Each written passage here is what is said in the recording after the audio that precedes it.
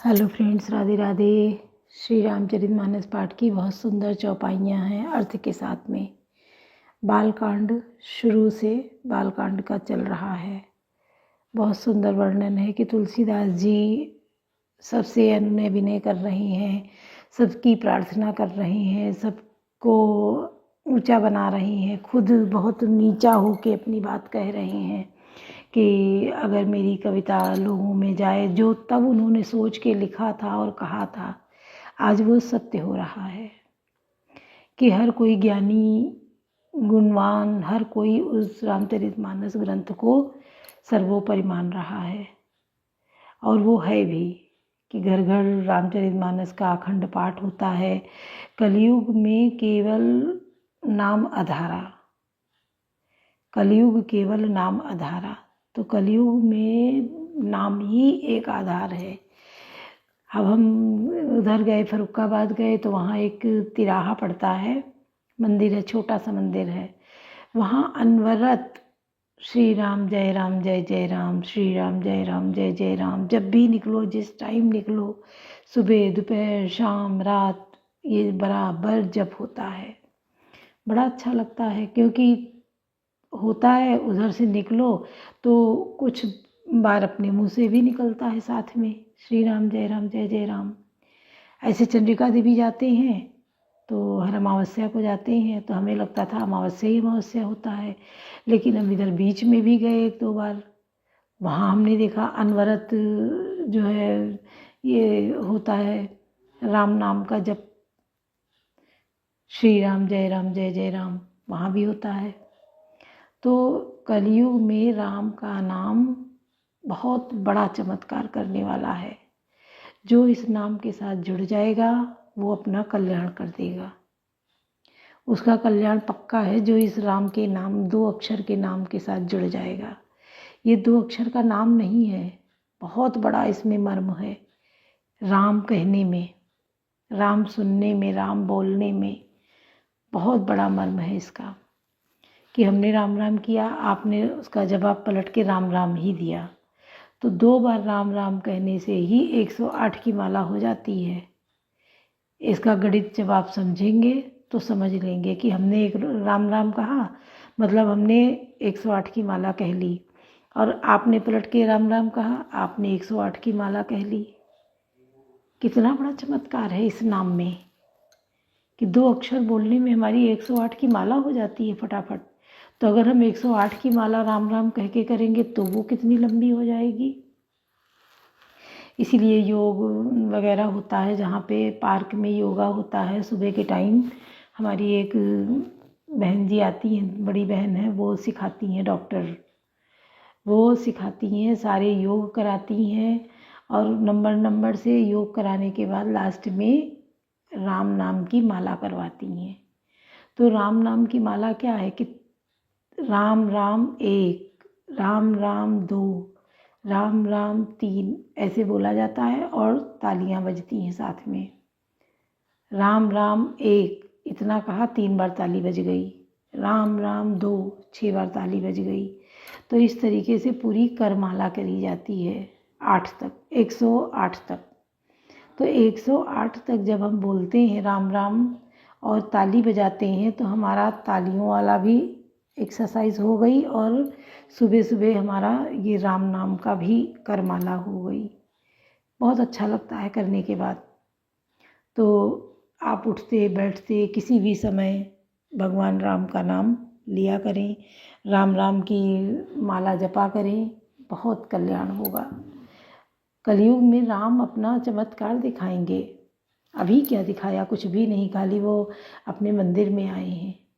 अब जब मंदिर में विराजमान है तो जो उनका सेवक होगा, जितना बड़ा सेवक होगा उसको उतना बड़ा चमत्कार देखने को मिलेगा। सिया राम बाबा थे, राम के ही नाम में हर समय रमे रहते थे। वो नर्मदा नदी के किनारे अपना कुटी बना ली थी, बहुत बचपन में अपने घर छोड़ के, और संत बन गए थे। आज वो इतने बड़े संत हो गए थे कि उनके कितने शिष्य हो गए, कितना उनको मानने वाले लोग हो गए। और वो इस अवस्था में भी इतने बुजुर्ग थे, उनकी अवस्था का कोई ज्ञान पता ही नहीं क्योंकि 70 साल से वो रामचरितमानस का पाठ कर रहे थे। 70 साल से बराबर रामचरितमानस का पाठ कर रहे थे, और दिन के वो बहुत 1-2 घंटे नहीं करते थे, काफ़ी समय तक बैठे पाठ किया करते थे रामचरितमानस का। तो रामचरितमानस का पाठ, राम का नाम का पाठ, हनुमान जी का नाम, जो राम से जुड़ा है उन सब का नाम बढ़ना ही बढ़ना है आगे। तो वो 70 सालों से रामचरितमानस का पाठ करते थे और घंटों करते थे, बैठ के पढ़ते रहते थे। आज के जब वो मृत्यु हुई है तब तक भी वो पढ़ रहे थे, और उनकी उम्र का कोई पता नहीं, कोई कहता है 120 साल, कोई कहता है 150 साल, कोई कहता है 140 साल। थे तो बहुत बुजुर्ग, बिल्कुल कंकाल, और तन पर कपड़े नहीं। ये राम के नाम का प्रभाव है कि तन पर कपड़े नहीं, और वो इतने फिट थे कि हर काम अपने हाथ करते थे, अपना खाना स्वयं बना के खाते थे, भगवान की पूजा करते थे, खुद सारा काम करते थे। उनके अंदर तो यही था कि ऐसी शक्ति हमें देना दाता, मन का विश्वास कमजोर होना। उनका तो यही मन बोलता होगा, और हम लोगों को भी राम का नाम जप करते करते और यही बात अपने मन में लानी है कि ऐसा इतनी शक्ति हमें देना दाता। दाता ही एक ऐसे हैं जो विधाता बन सकते हैं। हर समस्या को वो तपस्या में बदल सकते हैं। समस्या आती है पर समाधान उसका आ जाता है साथ में। कोई समस्या किसी की भी नहीं देखी होगी कि जो समस्या है वो बराबर समस्या ही बनी रही ना, वो कुछ समय के लिए समस्या होती है, फिर कुछ समाधान उसका मिल जाता है। अब वो समाधान ऐसा होता है कि बहुत अच्छे से सब उससे संतुष्ट हो जाते हैं उस समाधान से। तो कभी समस्या को देखकर परेशान नहीं होना चाहिए, विचलित नहीं होना चाहिए, परेशान नहीं, क्योंकि हर समस्या का समाधान है। हम अगर धैर्य से अपने अंदर रखेंगे तो हमें समाधान जल्दी मिल जाएगा। अगर हम उसके पीछे परेशान होंगे, तड़फड़ाएंगे, भागेंगे, इधर उधर रोएंगे, चिल्लाएंगे तो समाधान नहीं मिल पाएगा। इसलिए अपने अंदर धैर्य धरना बहुत ज़रूरी है। कोई भी कार्य हो, खुशी का हो, गम का हो, दुख का हो, धैर्य रखना जरूरी। धैर्य से हम हर काम को आसान कर लेंगे, और यही धैर्य धीरज जो हम रखेंगे, चाहे जितने बड़े से बड़े काम हो, छोटे से छोटा हो, कोई परेशानी का हो, सुख का हो, कितने बड़े बड़े काम हो जाते हैं। परेशान होने से, विचलित होने से और बिगड़ता है काम, बनता नहीं है। उसमें जो 4 लोग आपका सपोर्ट करने वाले हैं उनका भी मूड ऑफ हो जाता है। आपके परेशान देखकर, आपके चिल्लाना देखकर वो उनका भी मूड ऑफ हो जाता है, वो भी उस काम को सपोर्ट नहीं कर पाते अच्छे से। अगर आप धैर्य रखते हैं तो वो लोग भी अच्छे से सपोर्ट करते हैं और काम आसान हो जाता है। तो सुनिए, बहुत अच्छा लगेगा।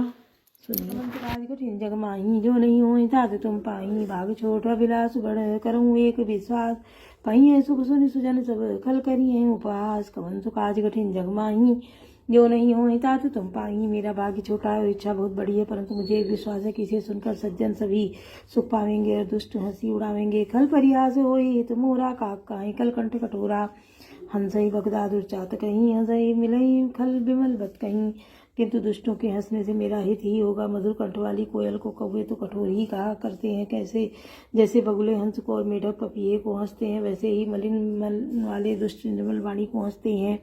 कभी रसिक न राम पद ने हूँ, तिनका सुखद हास रस एवो भाषा बनित भोरी मत मोरी, हंसी वे लोग जोग हंसे नहीं खोरी। जो ना तो कविता के रसिक हैं और ना जिनका श्री रामचंद्र जी के चरणों में प्रेम है, उनके लिए भी यह कविता सुखद हास्य रस का काम देगी। प्रथम तो यह भाषा की रचना है, दूसरी मेरी बुद्धि बोली है, इससे यह हंसने के योग्य ही है, हंसने में उन्हें कोई दोष नहीं।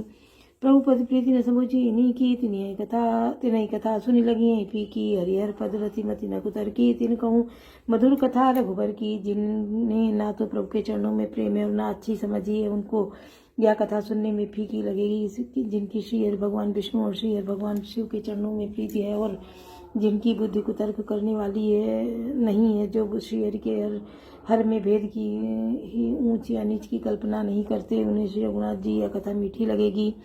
राम भगत भूषित जी जानी, सुनिए सुजन सराही सुबानी, कभी न हो नहीं वचन प्रवीणु, सकल कला सब विद्याहीनु। सज्जन गण इस कथा को अपने जी में श्री राम जी की भक्ति से भूषित जानकर सुंदर वाणी से सराहना करते हुए सुनेंगे। मैं ना तो कवि हूँ, ना वाक्य रचना में ही कुशल हूँ, मैं तो सब कलाओं में तथा सब विद्याओं से रहित हूँ। आखर अर्थ अलंकृत नाना, छंद प्रबंध अनेक विधाना, भाव भेद रस भेद अपारा, कवि दोष गुण विविध प्रकारा। नाना प्रकार के अक्षर, अर्थ, अलंकार, अनेक प्रकार की छंद रचना, भावों और रसों को अपार भेद और कविता के भांति भांति के गुण दोष होते हैं। कवित विवेक एक नहीं मोरे, सत्य कहूँ लिखि कागज कोरे। इनमें से काव्य संबंधी एक भी बात का ज्ञान मुझ में नहीं है, या मैं कोरे कागज पर लिख कर शपथ पूर्वक सत्य सत्य कहता हूँ। कवन सुकाज कठिन जग माही, जो नहीं हो तात तुम पाही, वनित मोर सब गुण रहित विश्व विदित गुण एक। तो विचार सुनिए सुमति, जिनके विमल विवेक, कवन सुकाज कठिन जग माही, जो नहीं हो तात तुम पाही। मेरी रचना सब गुणों से रहित है, इसमें बस जगत प्रसिद्ध एक गुण है, उसे विचार कर अच्छी बुद्धि वाले पुरुष जिनके निर्मल ज्ञान है उनको सुनेंगे। यही माँ रघुपति नाम उदारा, अति पावन पुराण श्रुति सारा, मंगल भवन मंगलहारी, उमा सहित जय जपत पुरारी। इसे श्री रघुनाथ जी का उदार नाम है, जो अत्यंत पवित्र है, वेद पुराणों का सार है, कल्याण का भवन है और मंगलों को हरने वाला है, जिसे पार्वती जी सहित भगवान शिव जी सदा जपा करते हैं। वनित विचित्र सुकवि कृत जो, राम नाम बिन सो न सो, विधवदनी सब भांति समारी, सो न बसन बिना बरनारी। जो अच्छे कवि के द्वारा रची हुई बड़ी अनूठी कविता है, वह भी राम नाम के बिना शोभा नहीं पाती। जैसे चंद्रमा के समान मुख वाली सुंदर स्त्री सब प्रकार से सुसज्जित होने पर भी वस्त्र के बिना शोभा नहीं देती। सब गुण रहित कुकवि कृत बानी, राम नाम जस अंकित जानी, सादर कहाई सुनाई बुधताई, मधुकर सरित संत गुण ग्राही। जिनके विपरीत को कवि की रची हुई सब गुणों से रहित कविता को भी इस राम के नाम में यश अंकित जानकर बुद्धिमान लोग आदर पूर्वक कहते हैं और सुनते हैं, क्योंकि संत जन भवरे की भांति गुणहीन को ग्रहण करने वाले होते हैं। यद्यपि कवित रस एक नाही, राम प्रताप प्रगट यही माही, सोई भरोस मोरे मन आवा, कई न कुसंग बड़प्पन पावा।